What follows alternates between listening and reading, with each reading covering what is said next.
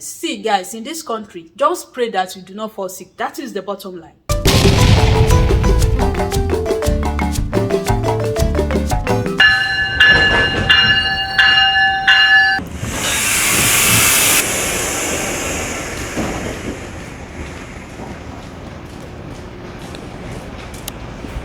Bye.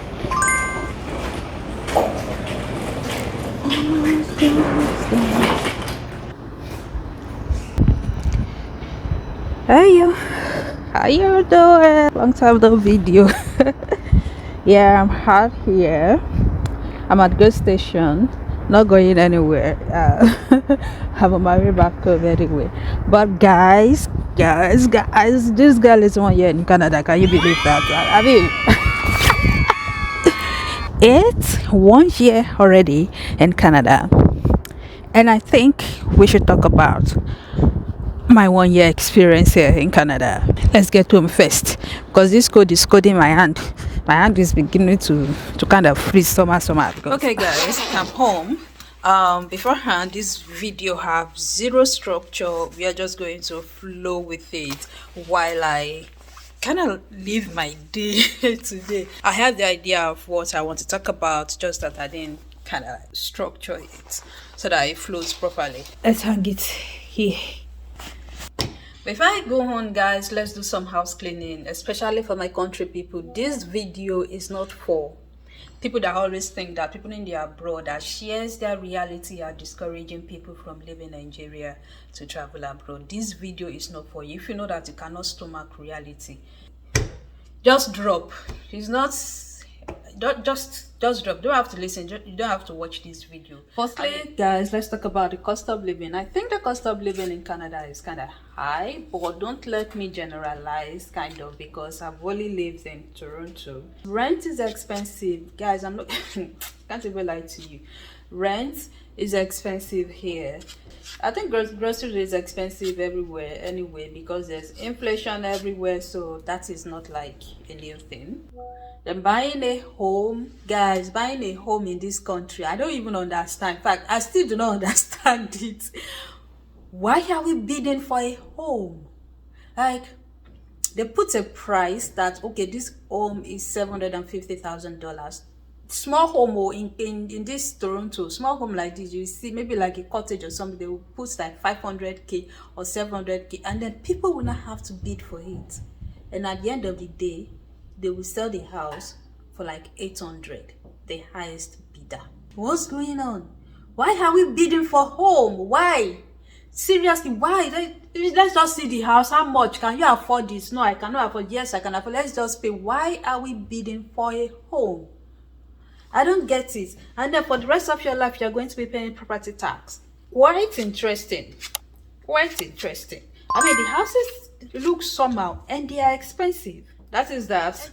Taxes. There is the federal tax. There is the provincial tax. So the federal will take their own share of your income. The province will take their own share of your income. That doesn't stop you from paying tax where you go get groceries or whatever it is that you purchase, or your home. I don't understand why some people are paying like almost 50% of their salary in tax. Guys, taxes in Canada is huge. Okay, again, taxes in Ontario is huge. So for every item we buy, we pay like 13% in tax over it. And in this country, the more you make, the less you take home. Say you're making 200K in a year. If you're not careful, I don't even know how you want to do it. If you're not careful, you may be going home with less than 100K. It is that serious. It's that serious, honestly. It's that serious. And it makes me feel like they just want you to work to just live. Because if you don't earn much, you get, and then you qualify for some incentives that they give family or single parents. They give people that have maybe 2 children or something.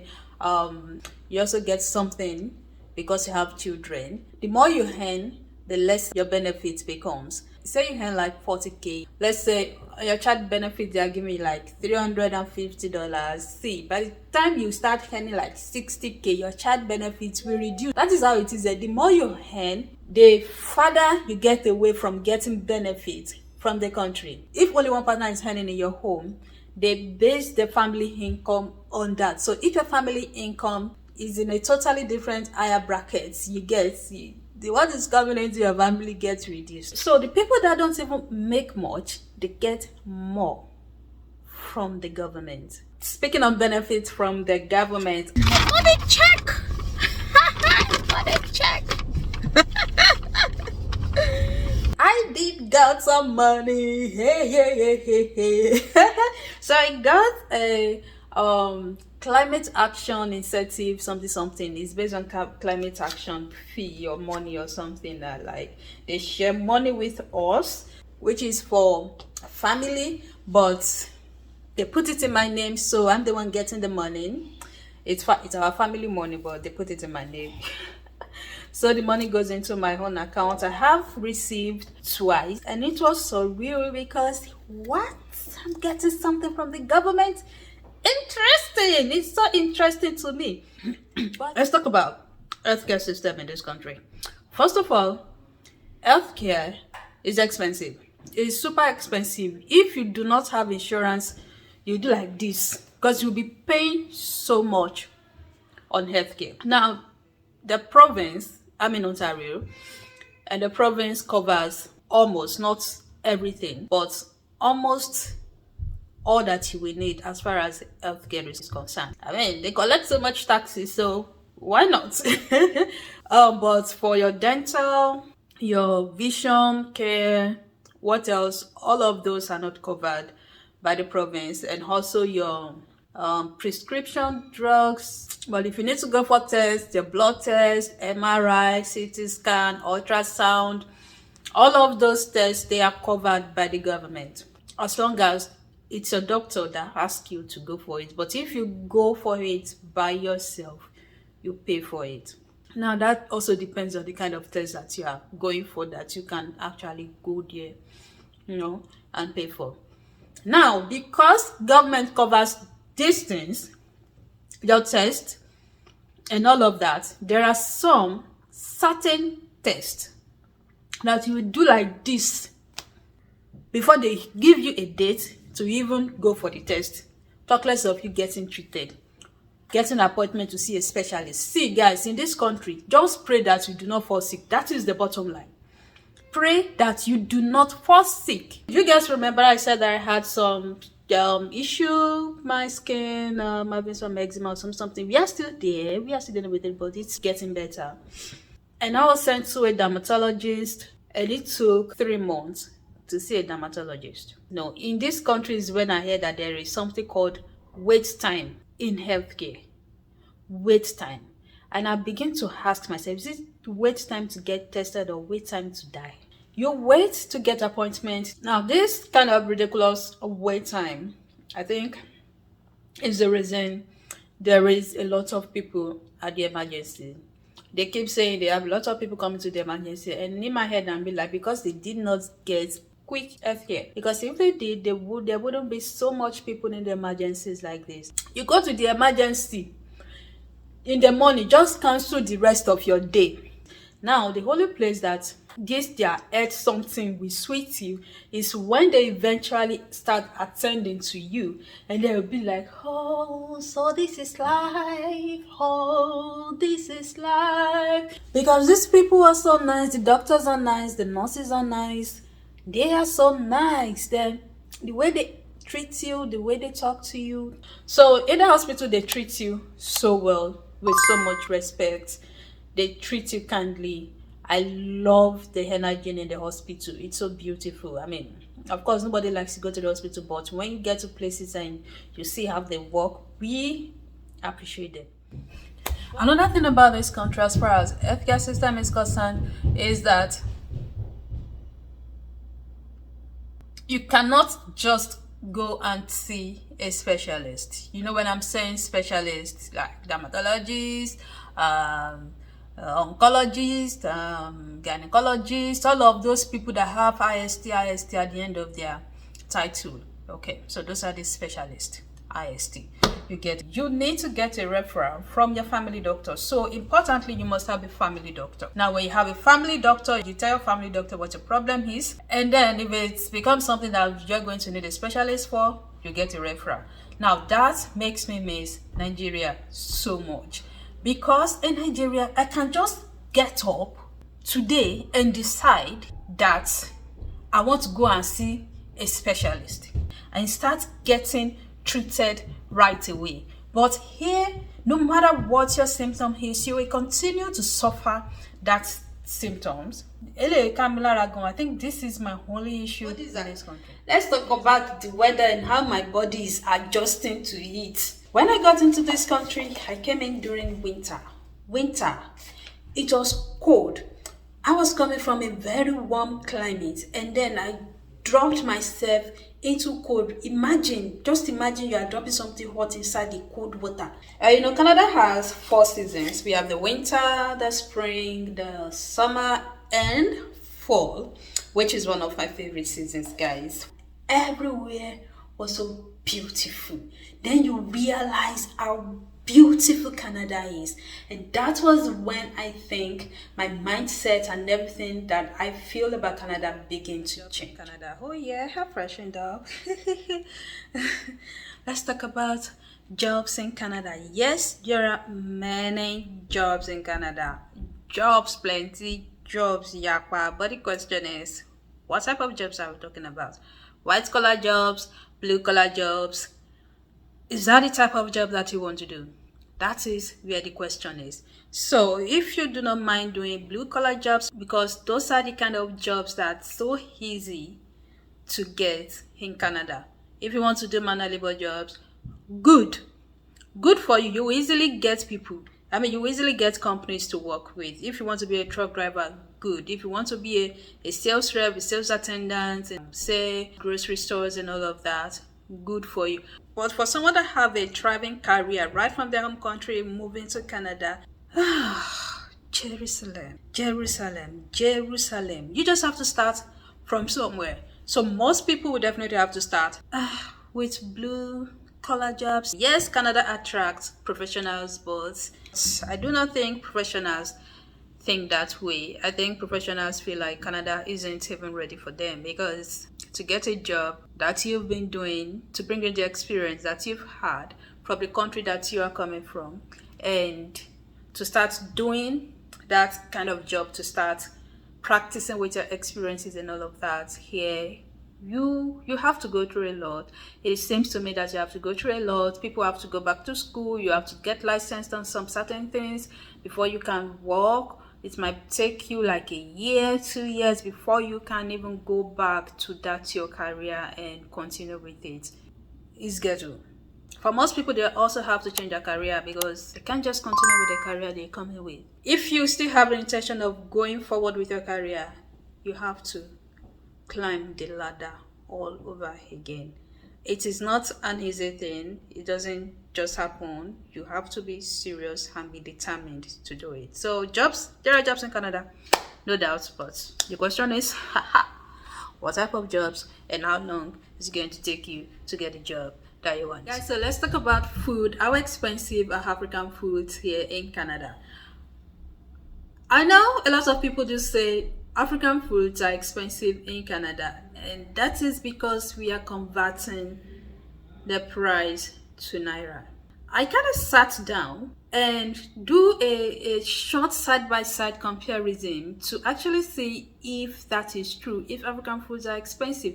But the truth is, if we compare it to Canadian food or compare it to any other type of foods that we have here in Canada, it's really not expensive, to be honest. If you are heading in Canadian dollars and you are buying things in Canadian dollar, except it looks utterly expensive, maybe like locust bean. Locust bean is so expensive, like $10 for a little thing. That one is like ridiculously expensive.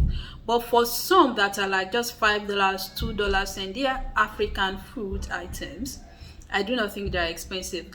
One day I bought yam that seemed to me like super expensive. But then I sat down and thought, How much are they selling pizza? To be honest, the pizza might even be expensive than the African food, or they might even be like the same thing. If you look at it with the mind that we are spending dollar and we are buying things in dollar, and then we compare the prices with other things like the Canadian prices, the food condiments and all of that, they are just about the same price. To be honest, they're about the same price. If you are just coming in, it makes sense that you spend your naira and buy your food and bring it to Canada. That utterly makes sense, because when you bring your naira to Canada, it falls. You're not going to get that much dollar anymore, and then you won't be able to buy as much African foods that you want to buy anymore. And then there are African foods everywhere.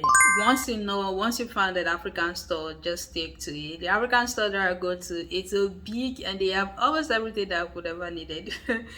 And then people are nice. You enter the elevator and then they just be like, are you coming in? Just hold the elevator for you, like, okay, come in. Then they ask you which floor are you going to. They punch it for you. They are not even waiting for you to say thank you.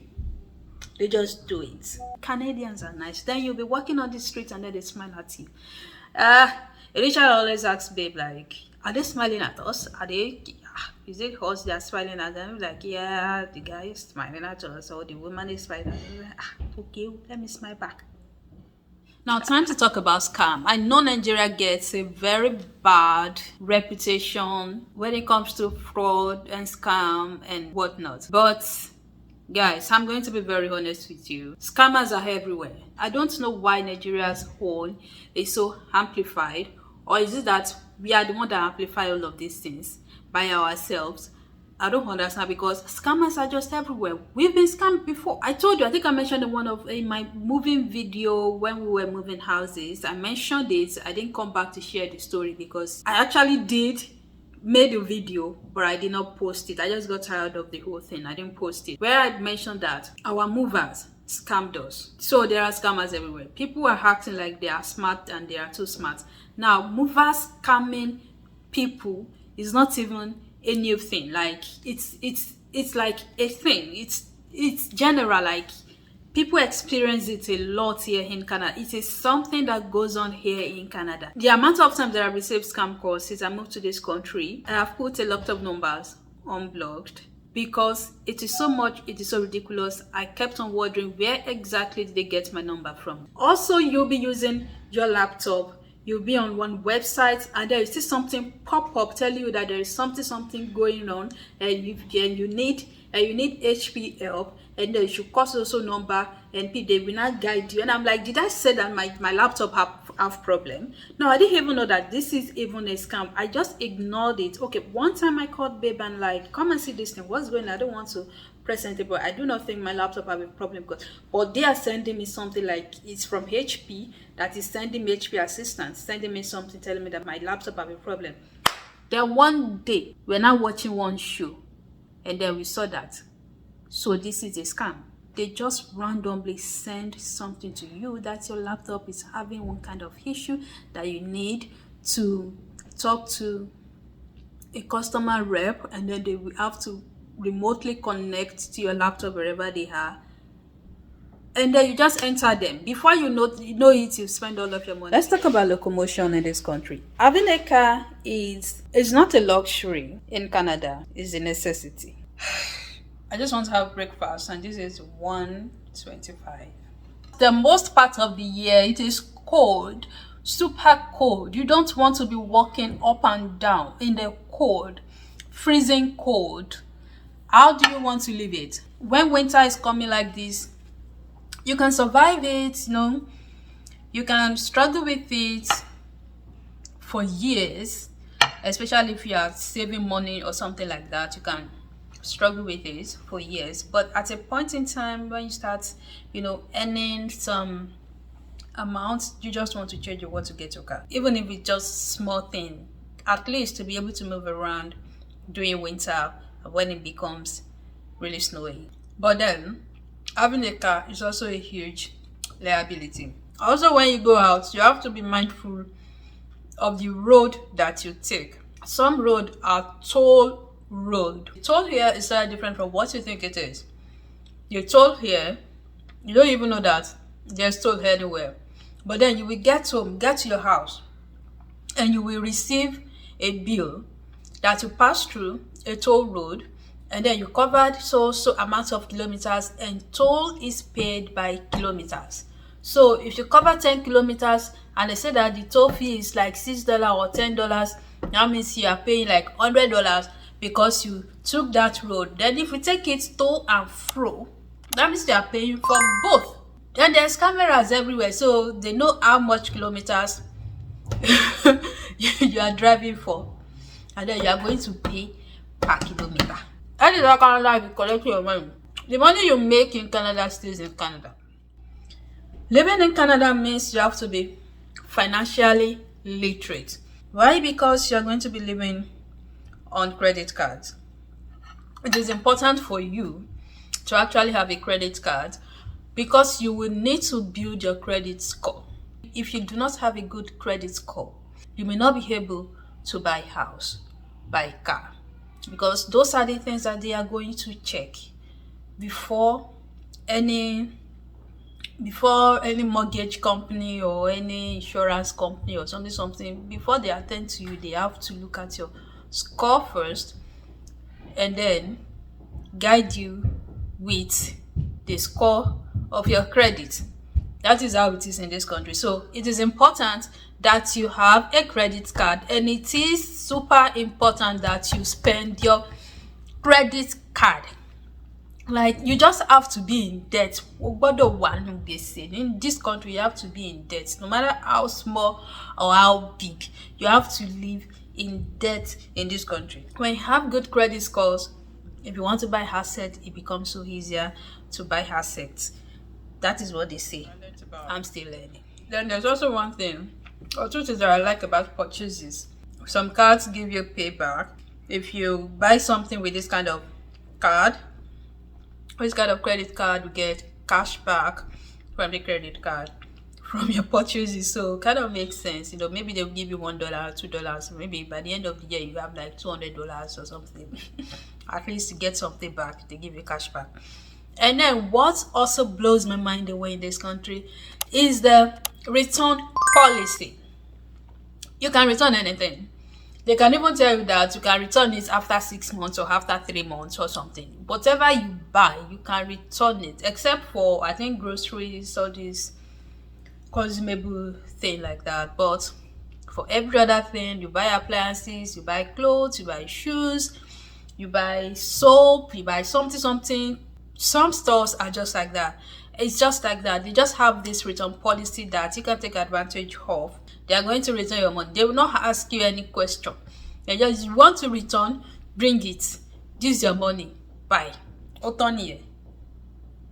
I love it. Do I miss Nigeria? Do I want to go back to Nigeria? Do I have any regrets? This is my life now. But the thing is, I was living in the country. We are just continue to live our life the way that it comes. And being in this country also is posing some of its own, ugly heads. I can live through it because it is just the system here.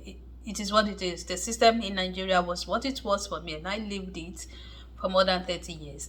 The system here too, if worst comes to worst, you just find a way around it and live your life, continue living your life. At a point in time, I'm not going to lie to you, at a point in time, I have asked babe, and I was like, are we going to be in this country forever? Because the access to health, it's I don't know. It messes with my brain a lot. Are we living here forever? That was how serious it was for me then. I am beginning to have a mindset shift, and I'm seeing things differently now. I'm seeing the brighter side of things, and I'm looking at things so differently now. I'm enjoying it now. I'm happy. Like, this is the happiest I have been since I got here. I have so much energy now, especially this month of November. Winter is my favorite season. I can fall in love with this country too, and I'm beginning to fall in love with the country because this is the life, and then we are just going to live it. In another 1 year now, I will be like, hey, I love Canada. I'm not able to say that yet, but I know with the way that I'm going right now, it may even not get 1 year that I'll be saying, I love Canada, yeah. So did I miss Nigeria? Of course I do. All my families are there, everyone is there. I'm the only one out here. Of course I do. I miss my dad so much. I miss my brothers. I miss my sister. I miss my nieces. I miss my nephew. I miss everybody. I miss them a lot.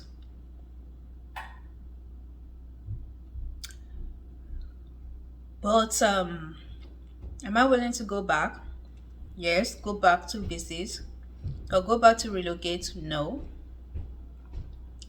At least not yet. Maybe in my old age. That is all that I have for this video. If you watch this video to the end, let me know in the comment section and say, yes babe, I watched to the end. Thank you so much for watching, guys. I'm going to see you all in my next one.